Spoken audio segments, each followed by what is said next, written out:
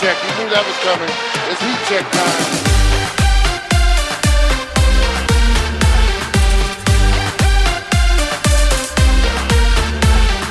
Welcome to Heat Check. I'm your host, John Gonzalez in Toronto, joined as I am every week by my producer, Isaac Lee, back in LA. We've got instant game one reaction from the NBA Finals. Isaac, the Toronto Raptors. T-Dot. They did it. They did it. It's all over. I think the Raptors in one. Championship, congratulations. No, it feels like that here in Toronto, and we're going to get into that in just a second.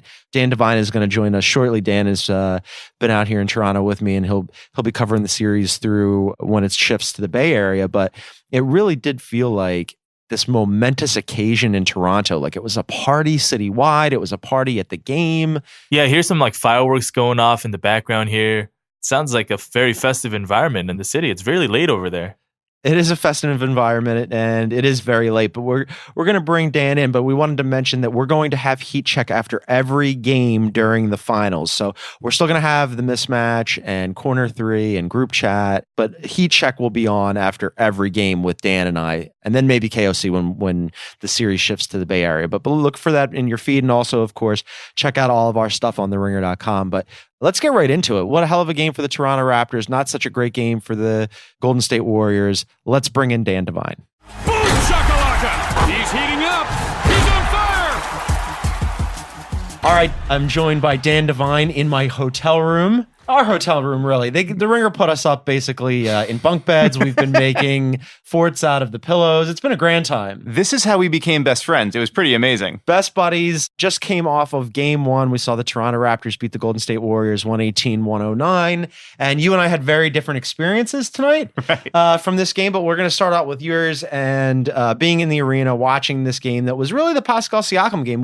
We've seen during the playoffs, like early in the playoffs, Pascal Siakam was very good. And then there were moments against the Sixers where he was alternately good and then invisible. And now tonight we got really good Pascal Siakam again. Yeah, the last two rounds, he'd really been taken out of his game. First in Philly, it was switching Joel Embiid onto him and, making him someone who has to take open threes that he might not be so comfortable taking from, above the break as opposed to the corners. Kind of flustered his rhythm. Embiid's great at protecting the rim, so then Siakam would have to drive into him and eat up all the space, and it was a sort of a tough matchup for him. Last round against Milwaukee, it's Giannis Antetokounmpo, and then they had Brook Lopez on him for the same kind of help off, protect the rim kind of thing. So there was a question of how is he going to get his rhythm back? He's been fits and startsy for 2 rounds. How's he going to get it back? Especially if they decide to put Draymond Green on him, because Draymond can do the same things. Sag off, protect the rim, muck everything up. And the answer was Siakam just drove the ball right down his throat. Yeah. Like every time he got a chance on the catch, when he had an open look, he tried to step into it with confidence. And then when he got the ball with some space that he could drive into, he took the ball straight at the rim. And quick attacks when he got the ball on the post, quick attacks in transition, everything he did, he was a missile straight at the basket. And the results were absolutely phenomenal. 32 points on 14 for 17 shooting. Yeah. If you have your number 2 option shooting 82% from the floor, pretty good offensive game. Well, this is what we talked about. You and I sort of kicking around Toronto in these last couple of days. We're like, okay, well, essentially what you're going to get from Kawhi, but with these supporting cast members, you really haven't had anything like approaching consistency. Right. Like they've all had like moments, like Lowry's had a couple of games where he's been good, and then early in the playoffs there was games when he wasn't. Right. Fred VanVleet was horrendous, and then all of a sudden went supernova and couldn't miss a 3 against the Bucks. And then, again, Siakam, who, as you mentioned, 32 points on 17 shots. He makes 14 of them. He was just so efficient tonight, and he hit the boards. He played good defense. And on a night when, and I'm saying this in air quotes, not the best Kawhi Leonard night. Right. And still he ends up with 23 points and gets to the line 12 times. And like for any other normal human would have been a good night. Right. And I think with Kawhi too, the thing that, not that you're looking for gray clouds inside of a silver lining after a game 1 win if you're Toronto, but Kawhi looked more hampered tonight than he did at the end of the Milwaukee series. And I think that's maybe a little bit of a cause for concern, the leg issues that he's been having, have those sapped something from him overall. But the really, really heartening news is he's still drawing a ton of defensive attention. At times it was, the Warriors throwing 3 bodies at him, 2 off the catch and then 1 as a helper behind. And so all of that attention is going to lead to open opportunities for his teammates. And he kept making those passes. A couple of sort of errant throws under duress in the first half, but generally made the right pass, made the kick out, swing, find an open shot. And this is exactly what the Raptors have to have if they're going to win this series. You need Marc Gasol to confidently take those shots. You need Siakam to take those shots and attack off the dribble to beat a closeout. You need Danny Green to make some of those open corner threes that he's been getting all playoffs long. And so you get some of those shots to go down early. Everybody's confidence improves. Everybody feels a little bit more like they've got a hold of the game.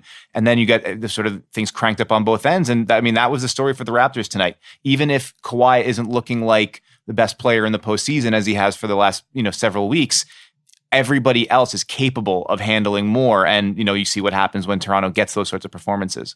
Yeah, you mentioned Kawhi, like when they were just sort of throwing everything at him and him being able to make the pass and find the open guy. And then it brings confidence to the supporting cast. KOC has made this point several times on the mismatch that Kawhi isn't a great passer, but he's a good and willing passer. Yep. And when he's thinking that way, if they're going to, blitz him and trap him and double him and just throw everything they can at him, and he can find those open guys, and those open guys do hit those shots, that's all the better for the Raptors. And you mentioned a couple of those guys, one of whom was Marc Gasol, who had 20 points and 7 rebounds and then eventually fouled out. He got to the line 6 times and made all 6, but he was willing to take those shots tonight. And I thought it was like a pretty good Marc Gasol game, like maybe one of the better ones we've seen in the playoffs. Absolutely. And I think maybe even more encouraging, because we've seen him have nights in the playoffs where he is aggressive. He is looking to take those shots. It's not all the time because that's not generally how he's wired. He's always the make the extra pass guy, but we've seen him do that. I think the most encouraging thing, if you're a Raptors fan, is defensively, he was excellent. And he was excellent in space. He was excellent being up on pick and rolls. When Steph Curry or Klay Thompson is coming around the screen off the catch, he's there with his hands up, plugging up passing lanes. He's moving his feet, busting up the rhythm of plays, not just getting dusted off the bounce. Mm-hmm. And if he's able to stay on the floor defensively, and not even just stay on the floor, but make an impact defensively in getting Golden State out of its rhythm, then it allows him to stay on the court and be an offensive force when he's able to make those shots, make the extra passes from the high post, keep the ball moving around the perimeter. Like, there were a lot of possessions tonight where the Warriors were rotating well, and the Warriors were getting into passing lanes and making things tough on the Raptors. But the more smart ball movers you have on the floor, the better your odds are of beating those rotations that the Warriors make. And Gasol is such an important part of that for them. I believe that it was after he came over at the trade deadline, they were up in the top 3 or 4 in assist rate. A stark difference from what the style of offense they played before he got there. The way that they can swing the ball and the way that everybody can sort of see the next pass, he elevates that so much. So if he's out there defending really well and taking the shots, everything else sort of seems to flow together. And when he's able to impact the game positively on both ends of the floor, Toronto's ceiling elevates to a really high level. This felt like more of the Raptors team that we saw during the regular season, which Totally. My thing was, I felt like their depth was such a strength. I mean, in the playoffs, your bench ends up getting shorter. Your rotations end up getting shorter. Unless you're the Warriors, in which case. Unless you're the Warriors. But there were times during the postseason, especially against the Sixers, where I thought, oh man, that strength that I thought was a strength is not a strength. And tonight, it very much was. You mentioned all these contributions. Nurse went heavy with his starting 5. Everybody played more than 30 minutes. Lowry played 36, and Leonard and Siakam played more than 40 each. But another guy that I want to mention is Fred VanVleet, mm-hmm. who played 33 minutes, and he hit another 3-ball, which this time was one of the most ridiculous threes I've ever seen. It might have been more ridiculous than Kawhi's Game 7 winner against the Sixers, the 4-bounce one. This one, he hoisted up. It was a 2 because they reviewed it, and it was a 2, but it bounced off the glass, rimmed around. It looked like it was going to pop out and then somehow fell through. Fred VanVleet back? Yeah, that was, the note that I took on that, I believe, was just like, if FVV hits that, not your night, Warriors, LOL. And so, yes. It's crazy. And it is certainly the greatest argument for family planning and for ensuring that you are going to have your child in the middle of the postseason, because this has clearly kicked him into a new level. Whatever his slump was like before have a new baby and all of a sudden you're going to make every shot you throw up. I think was he 5 of 8 tonight. And what was good, really good with him is not just obviously when you have the God smile upon you with some of the shots you make that are rolling in. He was really decisive off the catch too, and he was attacking downhill. So he had a lot of times in the sort of the beginning of the second quarter, beginning of the fourth quarter, he's on the floor against those DeMarcus Cousins lineups, against the bench lineups where there's maybe some questions about how are they going to defend in space, how are they going to be able to handle the smaller guards and the quicker guards. And he went right at Boogie. He went right at the rim, finishing through contact, getting into the paint and kicking out. Really just strong backup point guard play. And this is the guy he was all of last year when, and on the way to becoming a 6 Man of the Year finalist. And then this year has had some more ups and downs. But we mentioned this, like if you're getting the A games of these sort of complementary pieces, it makes everything else easier. And it puts so much more pressure on Golden State, which without Kevin Durant is finding itself sort of in the crunch of not really having quite as many answers as they normally do. Yeah. Vanvleet plus 11 tonight. Another good game for him. Our guy Shea Serrano tweeted out that his baby was going to be Finals MVP. So the baby got a lot of love. You and I did not get as much love. Yeah, What did he tweet out? You told me he said he tweeted that he saw the video of that you and I did pregame, and you were wearing a very nice suit. And I had on one of my finest sweater cardigan vests, which had beautiful elbow patches on it, and I got a substitute teacher. Yeah, here's what this jerk said. He said, this new sitcom about a substitute teacher and a personal injury lawyer looks good, is what Shea said about me and you. And it would have been a buddy cop crime drama, first of all. And frankly, I was a little bit insulted because the last time Shea made fun of a picture of me, he called me a teacher and said that I looked like the kind of teacher that would try to teach you that Shakespeare was the first rapper. So now I am not even a teacher anymore. Now I'm a personal injury lawyer. I'm like Jimmy McGill over here, scraping by. Although that's not bad. Better Call Saul is pretty great. All right, so let's talk about the Golden State Warriors. The Raptors, it obviously was their night. It was Toronto's night, and I want to talk about Toronto, the city, in just a second. But Golden State Warriors completely panicked, right? They're going to get swept, and they've never been in a situation like this. They're terrified. Yeah, it's all over. This is, I think I saw this number maybe from ESPN Stats and Info this is the 5th time under Kerr that they've trailed in a series and they've won the first 4.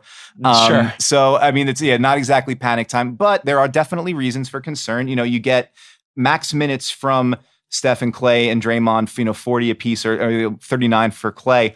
And most of the lion's share of their production coming from those guys, 34 for Steph. And a lot of that was like sort of hard engine room work, especially in the second half. You kind of got the feeling like he sensed or he understood how much he had to generate. So he's going to the line, he's hunting contact, and that leads to some of those weird like pull up off the screen and then like shove your body into the guy and hope for a foul call to get into the line because you just need the points any way you can get them.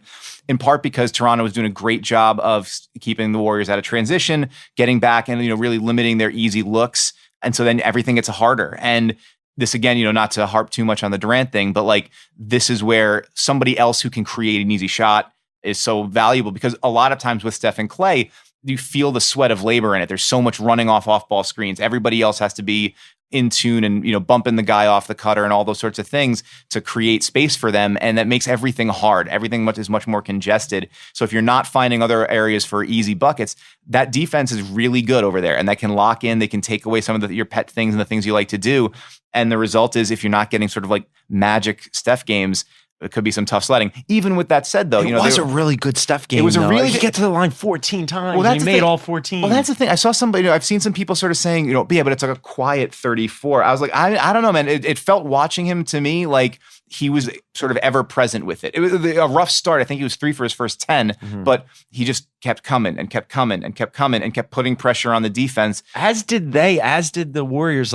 So my assignment, a little bit different than yours. I was out with the Maniacs in Jurassic Park and they wanted to get super rowdy, right? Like the Vanvleet 2-ball that banked off the glass. Like they wanted to get moving, or a Danny Green corner 3. And every time you felt like they were really gaining that momentum, or that it was like they were putting this game away, it was completely over, Steph would hit a shot and quiet everybody down. Or Iggy would make a steal and get a breakaway layup. And it was like, it felt like the Warriors did that "we're still coming" thing pretty much almost to the very end of the game. And that's why I felt like, I don't know how it was in the arena, but outside among the crowd, it felt tense for a game that they controlled almost the whole way. Yeah, I think that's right. And I think that because there were definitely moments where the Raptors were one shot away from losing the lead.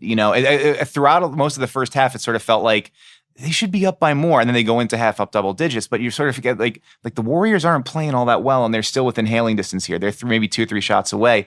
It was 90-87 after Cousins split a pair of free throws about 2 or 3 minutes into the fourth quarter. And then the offense just completely stalled out and they did not get another point until the 8-11 mark. And at that point they're down 10. So it's like there were a couple of opportunities where they really could have cut it down, pushed it, and then they just sort of sputtered out offensively. But a lot of that is credit to the Raptors. When they needed to crank things up defensively, they were able to do it. When they needed to get out on a run, they were able to do that. The transition game really favored them. I didn't think the Warriors were like especially sloppy and careless with the ball, but 17 turnovers doesn't lie. Right. Steve Kerr said after the game, like, basically our transition defense sucked and we threw the ball away. And like, that's the game. You can't do that against a team this good. And the reality is like the Raptors are this good. It's not just that they got like 99th percentile performances from a lot of their guys. It's like there's a lot of guys who can perform like that. So the Warriors, their problem has always been, the easiest way for them to lose is for them to beat themselves. And they certainly didn't do themselves any favors tonight, but Toronto deserved that win. Toronto earned that. It wasn't that the Warriors gave it to them. All right, before we continue, let's just take a quick break for a word from our sponsors. Today's episode of Heat Check is brought to you by Helix Sleep. There's nobody on the planet like you, so why would you buy a generic mattress built for everyone else? Helix Sleep has a quiz that takes just 2 minutes to complete and matches your body type and sleep preferences to the perfect mattress for you. Whether you're a side sleeper, a hot sleeper, you like a plush or firm bed, with Helix, there's no more confusion and no more compromising. Helix Sleep was even awarded the #1 best overall mattress pick of 2019 by GQ and Wired Magazine, and CNN called it the most comfortable mattress they've ever slept on. Just go to helixsleep.com/ringer, take their 2-minute sleep quiz, and they'll match you to a customized mattress that will give you the best sleep of your life. And for couples, Helix can even split the mattress down the middle, providing individual support needs and feel preferences for each side. They have a 10-year warranty, and you get to try it out for 100 nights risk-free. They'll even pick it up for you if you don't love it, but you will. Helix is offering up to $125 off all mattress orders for our listeners at helixsleep.com/ringer. That's helixsleep.com/ringer for up to $125 off your mattress order. Today's Heat Check is also brought to you by Capital One.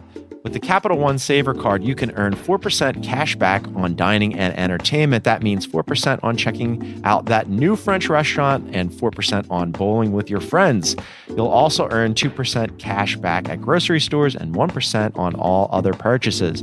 Now, when you go out, you can cash in. Capital One, what's in your wallet?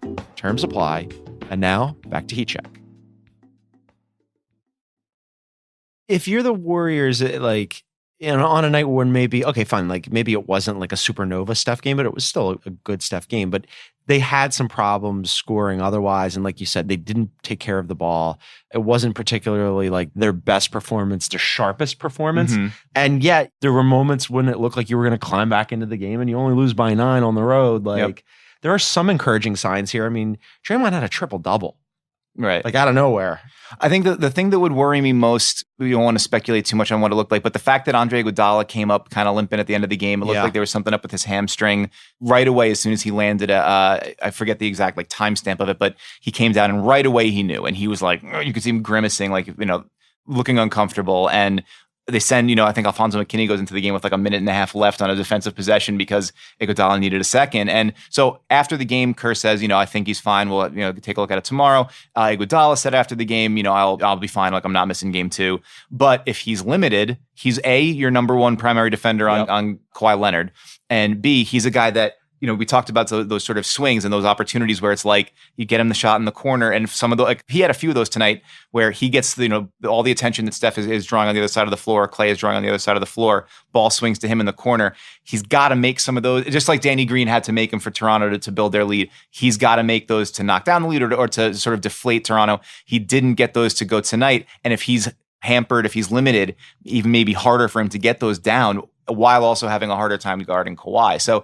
And then we talk about, sort of the Warriors as a strength in numbers team. They played 11 or 12 guys tonight. It's insane. But I mean, how much quality is there in that depth at the highest level? Like, if he can't go, then you need an A+ game from Alfonso McKinney. You Yeah. need more, Sean Livingston. Yeah, you need much more out of Sean Livingston. You need much more out of Jonas Jerebko. Like, there's not a lot of really attractive answers for like who now goes in and guards Kawhi Leonard. Like, a Warriors team that sort of was built on wing depth for so long, now it's like that's really creaky. So if there's any issues with Iguodala's legs and with how he responds tomorrow, that could be a big concern. And then you could be staring down the barrel of 0-2. They do have 2 days in between. Yeah, there's time. There's time. Tomorrow, no practice at all. Mm-hmm. That's tomorrow where certain people are in the world. Right. Yeah, we don't know when For you're us, listening it's to today. it. So that's Friday, no practice, and then Saturday they'll have practice, but it'll be light. Right. And then Sunday is the game. So they do have a little bit of time there. But you mentioned that they played 11 guys. The Warriors played 11 guys. Jerebko and McKinney and Cook each played 8 or 9 minutes. Sean Livingston had to go out there for 18. Kevon Looney got his usual allotment of 28. The other guy who played tonight was a guy I was surprised. Like I saw a Woj bomb push alert that said Boogie was back. Yeah. And that they were going to run Boogie out there. And he played 8 minutes, and I thought he looked rusty, stiff, Sure, not like himself. Like, that didn't seem like he had a lot of lift. I was actually kind of surprised that he came back. Yeah, I think part of that is just it's easy to forget because we've been watching him for so long. This is his first postseason. He had gotten all of one full postseason game before he got injured, and this is his chance to be in the finals. It's his chance to compete. And so I think that was a big and important deal for him to, as soon as you can get back on the floor, and you want to do that. The fact that he only played 8 minutes, was only in those sort of early, quick stints mostly in the beginning of the second and beginning of fourth quarter, and was of questionable value. There was that trade-off of how much is he giving you on offense versus how much is he a liability on defense, especially as he sort of knocks off the rust and gets back to form. And he made some great passes. There was a couple of times where he got like Fred VanVleet switched onto him and just like sort of smushed him down into the lane to get to the free throw line. Things like that, where that was the idea, like have this big guy to punish switches and to be able to create more offense during your sort of fallow periods. But yeah, he looked, steps slow. I had quick hands, a couple of like this, deflections and steals and stuff like that. But steps slow on defense. They attacked and they felt pretty comfortable with it.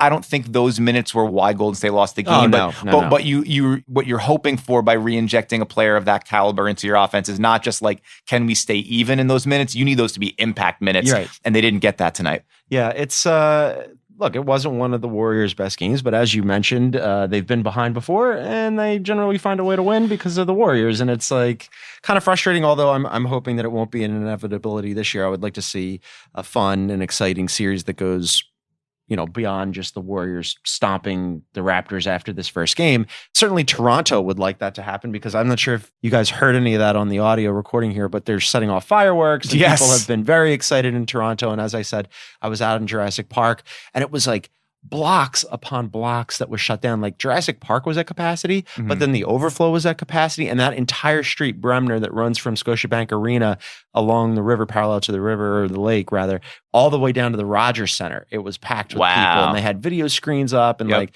you and I have been here for a couple of days, and we have been out in the town, and we were talking to people, and they're really enjoying this. Totally. I mean, and it's really, with no disrespect to the people of Cleveland or Cavaliers fans, I think that there's something sort of infectious about being a new fan base getting the opportunity, getting like first time in the 24-year history of the Raptors that they've made it this far.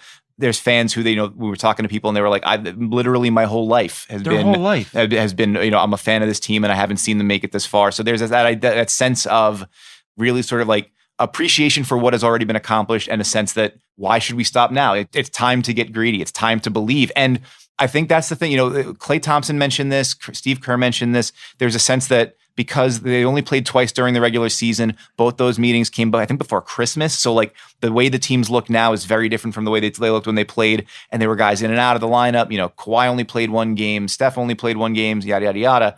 Both Kerr and Klay said, we don't really know this team. We know it was something, we don't have a whole lot of familiarity with the Raptors. Well, I think they better get familiar pretty quick, because this is what the Raptors can do. They can be this good on defense. And if they get this kind of performance from Siakam, it unlocks everything else for everybody else, and a different kind of offensive attack for them. And maybe you get OG back. Like, you don't know. Well, OG Anunoby, who is a player that he's a valuable piece of when they want to go get small. There was something I wrote in the preview, and I forget the exact number of possessions now, but something like 400 or so possessions this year where they played with Siakam at center.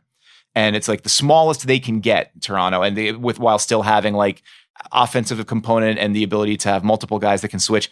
And more than half of those possessions came with Anunoby at the 4. So he's a guy like, because he's 6'8", 230, tough, strong, can defend every position, can rebound the ball, can get out in transition. Like, he opens the door for them being able to get as small as they want to, because he kind of lets them be big and small at the same time. He hasn't played at all in the postseason, had emergency appendectomy right before the start of the playoffs. And now it's like the original expectation was maybe he'd be ready in the middle of the series. And I think now the expectation is that he might be active for game 2. So how much you can expect, same thing with Boogie, right? How much you can expect from somebody after 6 or 7 weeks on the shelf remains to be seen. But if the way the series is tilting, Iguodala is, limited or hampered in any way, and there's less depth on Golden State, and Toronto's only going to get deeper, I mean, things can get awfully interesting here. The vibe in the city about like the way that the whole playoffs have gone, like there's been so many moments where I counted the Raptors out, certainly, and then they like rise from the dead. And well, that's because you're a hater. I despise all. Toronto is a lovely place. Don't do that to me, because the people of Toronto are really wonderful. Everyone's been incredibly cool and so very nice to us. We met many people. Shouts to Brandon, who we talked to today in the park. Oh, and shouts to Lance and Norma, yes, who we saw at dinner last night. We saw at dinner. They were sitting next to us. Big fans of The Ringer, and they recognize you by your voice from the dulcet tones. Yeah, but they're not from Toronto. They're Warriors fans, so I think that they're probably less excited by this than everybody else. But maybe the shout out lifts your spirits. Lifts their spirits, but like that vibe. Like, not generally, I tend to be pretty cynical when it comes to sports and outcomes, and like covering sports kind of beats the fandom out of you. Sure, but there are moments in like when the Cavaliers broke through after 50 years of not winning any titles across all sports, right? Like, that was a fun moment. When the Eagles beat what's that team in New England? Oh, right, they beat the Patriots, and it was like a glorious moment because they had never won a Super Bowl, and it was like this point of civic pride. Sure. And like, it feels similar here in Toronto, right? I don't know that they'll go on and win a title, but just for them to get this far and then to take this first game, there's like and there's more fireworks going off, and it's just like, it's very late here and people are having a great time. So good for Toronto. They take game 1. I'd like to see them make it a series and continue it. But for right now, it feels like they're really enjoying themselves. Absolutely. And I think, so right now there's that feeling of they're enjoying themselves, and maybe it's like playing with house money a little bit. People didn't expect we would get this far, and here we are. But they take game 2 and they go up 2-0. That's a conversation. That's like the narrative shifts. Now Golden State has pressure on it. What happens with Durant? Is he going to be able to come back? What do they do if they can't get Durant back and they still can't get anybody else going offensively besides Steph? And, Clay is sort of trick or treat with the shot and all those sorts of things. There's suddenly become a lot of questions. And the interesting shift there will be, it'll be fun if Toronto makes it a series, when that starts shifting to, wait, are the Warriors really in trouble here? I wonder how quickly that starts. Now, I mean, momentum's only as good as tomorrow's starting pitcher, right? Like, that's sort of the idea. So we'll see, maybe with 4 quarters of experience of how Toronto guarded them and what they were able to do offensively to get out in transition, Golden State comes back with a better game plan, a little sharper, a little tighter handle, not throwing the ball away, that kind of stuff in game 2. Maybe it's a different story, and they sort of get the split that many of us projected they would get. But for right now, I think, if you're Toronto coming out of this game, you did what you were supposed to do, and not only did that, but like you sort of made your presence felt in the series. And I think it's only going to get louder. It's only going to get more raucous. It's only going to get more excited, because now fans know the Raptors can do that. If they go up 2-0, all the tall boys in poutine and all of Toronto, they'll be so excited. They're going to celebrate their heads off. This is good. This was fun. I'm going to see you for the rest of the series. We're going to continue to do this. It's like you have to go right. I have to go right. So let's go right. Dan Devine, you killed it. We will be back with Dan in the future. Dan, thank you. Thank you. All right, we thank Dan Devine. We thank you for listening. Please rate and review us on Apple Podcasts. Make sure to read all of our NBA Finals content on theringer.com. Check out The Mismatch. Check out Corner 3 and Group Chat in your Ringer NBA show feed. Thank you again to Dan. He and I will be back shortly. Isaac will be back. We're all going to be back. Thanks for listening, everybody. Bye.